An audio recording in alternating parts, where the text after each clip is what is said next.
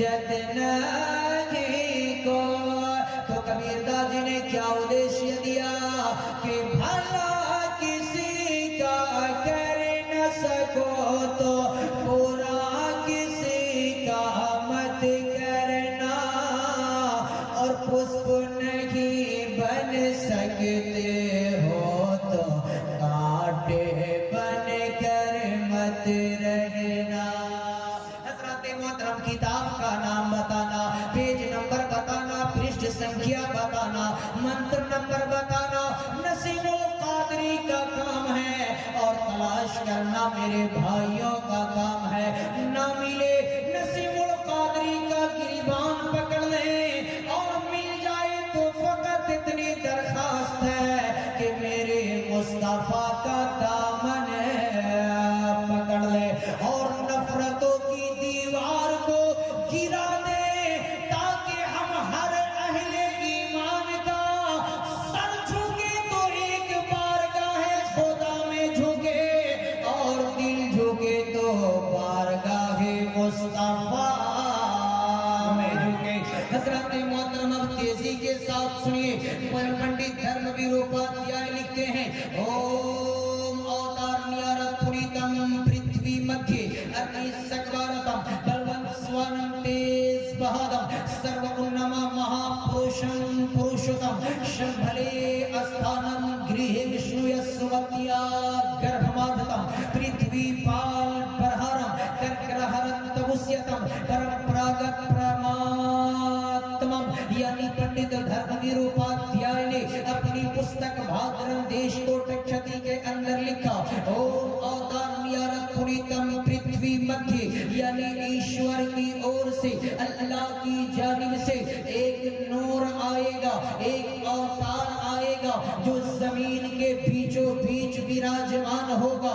दूसरे मंत्र में कहा बलवंत स्वानम तेज बहादम, यानी वो बड़े ही बलवान होंगे, बड़े ही शक्तिमान होंगे, बड़े ही प्रभावशाली होंगे, बड़े ही ताकतवर होंगे, बड़े ही पावरफुल होंगे। हज़रात ओ अहले ईमान, ओ कलमे तय्यब ला इलाहा इल्लल्लाह मुहम्मदुर रसूलुल्लाह सल्लल्लाहु तआला अलैहि वसल्लम के पढ़ने वालों, यहाँ पर आप तवज्जो देना।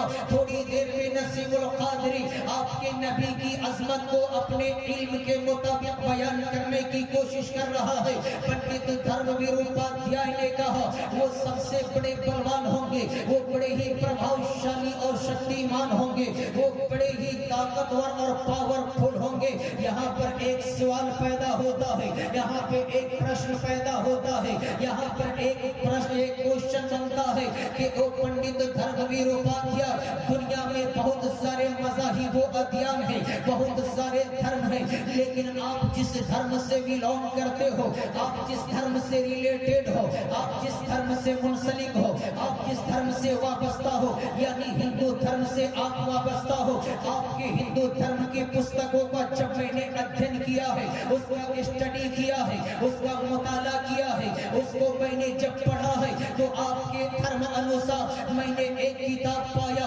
जिसका नाम रामचरितमानस है। उसमें मैंने ये व्याख्या देखा कि नेपाल के जनकपुर धाम के राजा जनक ने जब अपनी बेटी, अपनी पुत्री सीता का विवाह करना चाहा, बेटी की शादी करना चाहा। हज़रात अभी आप सिर्फ सुनते चलो, एक वक्त आएगा इंशाअल्लाह नसीमुल कादरी आपको सुन करके सुभान अल्लाह कहने को कहेगा।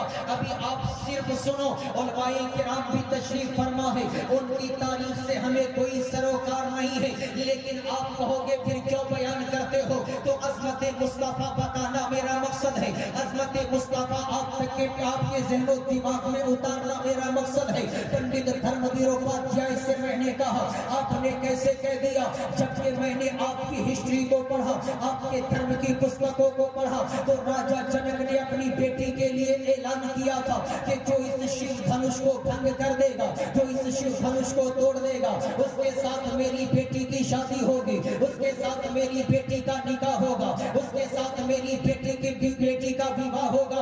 तो जितने भी हिंदू बच्चे लोग थे सब जनकपुर धाम पहुंचे, शिव धनुष को उठा करके तोड़ने की कोशिश किया। उसी में एक ऐसा भी दूत था जिसे दुनिया कहती है रावण, उसने हाथ में उठाया था, तोड़ने की कोशिश किया था, लेकिन उसके कान में आवाज आई, ओ रावण यहाँ पे तो सीता को प्राप्त करने के लिए शिव धनुष को भंग कर रहे हो, तेरा सोना का लंका वहां जल रहा है। उसने वहीं पे रखा और चल दिया।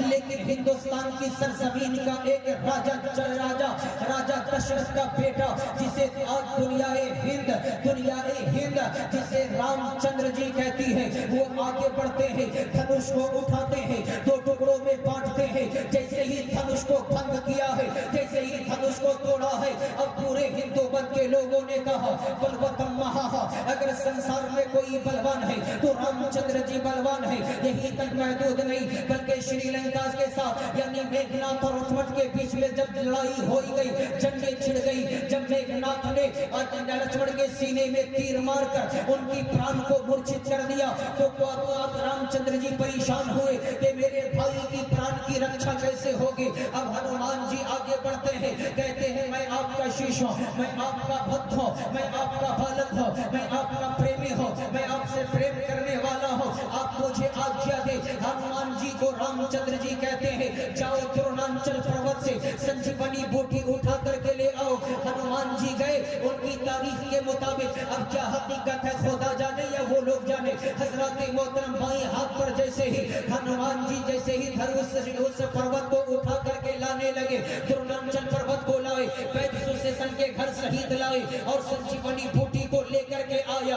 और जब उसे कोट करके लक्ष्मण जी के नाक और मुंह में डाला गया तो उनकी प्राण दोबारा रक्षा हो गई, उनको होश आ गया। अब पूरे हिंदू मत के लोगों ने कहा बलवतम महाहा, अगर संसार में कोई बलवान है तो रामचंद्र जी के साथ हनुमान चंद्र जी बलवान है। मैंने पंडित धर्मवीर उपाध्याय से कहा इतनी दलीलें होने के बाद भी, इतना देखने के बाद भी आपने कैसे कह दिया कि संसार में सबसे बड़े शक्तिमान, संसार में सबसे बड़े बलवान, संसार में सबसे बड़े पावरफुल आमना के लाल है। तो पंडित धर्मवीर उपाध्याय ने कहा ओ कुआही के सुन्नी मुसलमानों, अब आप सुन करके सुभान अल्लाह बोलने को तैयार हो जाओ, इसलिए कि पंडित धर्मवीर उपाध्याय ने कहा ओ नसीमुल कादरी सुनो, अरे तुमने जो कहा है, अरे किसी ने दुनिया में बलवान बना है तो धनुष को भंग करके बलवान बना है, दुनिया में कोई बलवान बना है तो पर्वत को उठा करके बलवान बना है, लेकिन मैंने तेरे नबी के बारे में यूं ही बलवान स्वानंद तेज बहादुर सर्व उन्नमा महापुरुषम पुरुषोत्तम नहीं कह दिया है, बल्कि मैंने जब तेरे नबी की हिस्ट्री को पढ़ा है, आमना के लाल के पावर को देखा है, उनकी ताकत को देखा है कि आमना का लाल जमीन पे चल रहा है, उंगली को उठा दिया है तो चांद को दो टुकड़ों में बांट दिया है। बोलो सुभान अल्लाह।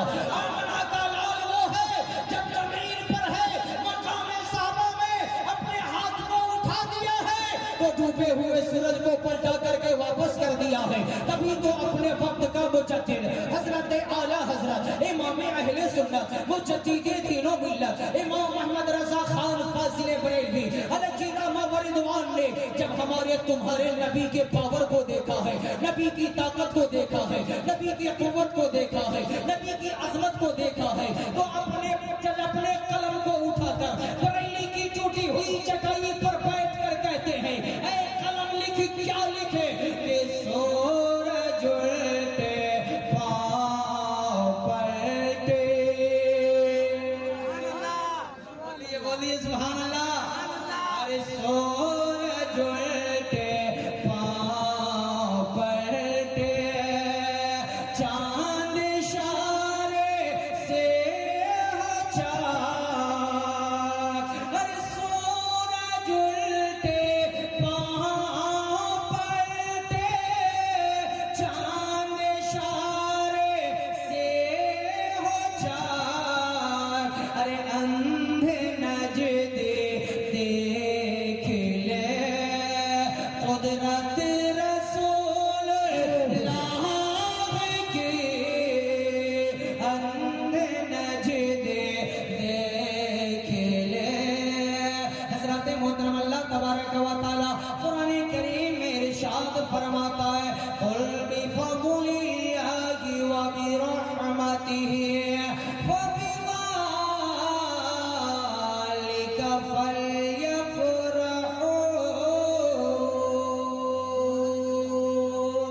ऐ महबूबा फरमा दीजिए कि अल्लाह ही के फजल और उसी की रहमतें इसी पर चाहिए कि खुशियां मनाएं। हज़रत मोहतरम अली जनाब जुनैद साहब माशाअल्लाह अल्लाह के फजल को पाकर, अल्लाह की रहमत को पाकर नबी के जश्न मनाकर खुशियां मना रहे हैं। सुभान अल्लाह, सुभान अल्लाह। अल्लाह ताला की बारगाह में दिली दुआ है, मौला तू अपने नबी के सदक़े में मौला जुनैद साहब तेरे नबी के नाम की महफिल को सजाया है, तो अपनी रहमत से इनके घरों को सजा देते। और यहाँ जितने लोग भी हाजिर हैं सबके घरों में तो अपनी खास रहमतों अनवार की बारिशें अता फरमा। आमीन आमीन आमीन। बिजाहि सय्यिदिल मुरसलीन अस्तगफिरुल्लाह रब्बी मिन कुल्ली ज़ंबिन व अतूबु इलैह। प्यार से मेरे साथ सभी आदमी उलमाए किराम को, पीराने अज़ाम को, अल्लामा लुकमान साहब माशाअल्लाह है ना, सुभान अल्लाह।